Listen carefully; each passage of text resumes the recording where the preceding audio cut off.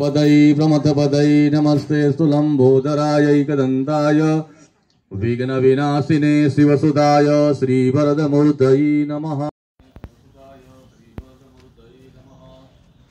ओम प्रणतश्रीसादेवं गौरीपुत्रविनायकं भक्तावासं स्मरे नित्यं वायुष्कामार्थसिद्धये प्रथमं भद्रतुण्डं च एकदन्तं द्वितीयं कृष्णपिङ्गाक्षं गजवक्त्रं चतुर्थकम्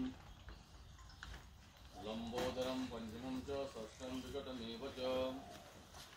सप्तमं विघ्नराजेन्द्र धूम्रवर्णं तथाष्टमं नवमं भालचन्द्रं च दशमं तु विनायकम् एकादशं गणपतिं द्वादशं तु गजाननं।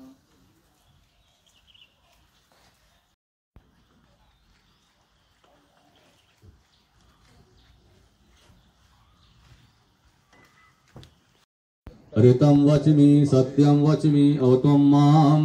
अववक्तारम् अवश्रोतारम्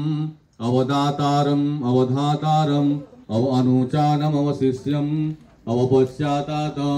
अवपुरस्तात् अवोत्तरातात् अवदक्षिणातात् अवचूर्ध्वातात्